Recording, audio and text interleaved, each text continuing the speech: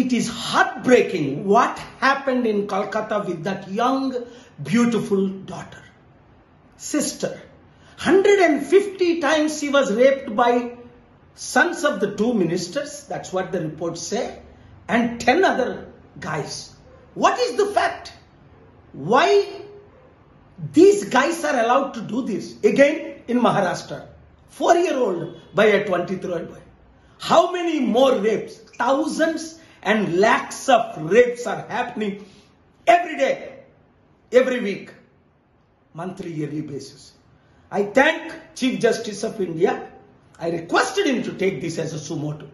Shame on people like Kapil Sibal who are defending the killers and rapists and murderers, though he is my friend.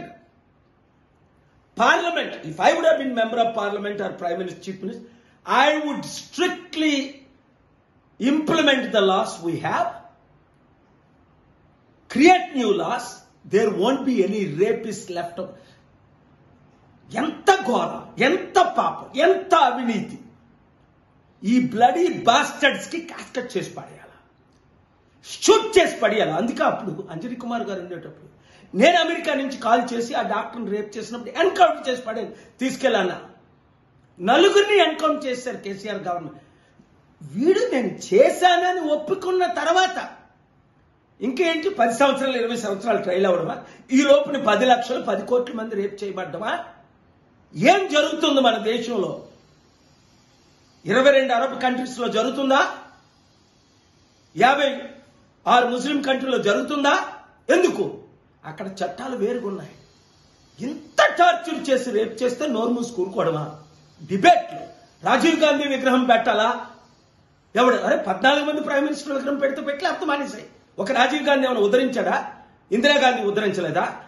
Vajpayee ఉద్ధరించలేదా? ఏంటి దీనిక? అందుకని ఇలాంటి విషయాలు promote చేసిన media అందరికీ నా హృదయపూర్వక వందనాలు. ఈ రేపిస్టులు ఎక్స్పోజ్ చేయండి, రేప్ ని కంట్రోల్ చేయండి, అవినీతిని ఆపుదాం.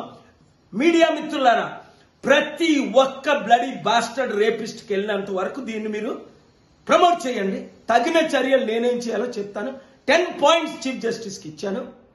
దాన్ని ఇంప్లిమెంట్ చేస్తే మరలా రేపిస్టులు అన్న కనబడరు. Thank you very much. ప్రార్థించండి. God bless you. షేర్ చేయండి.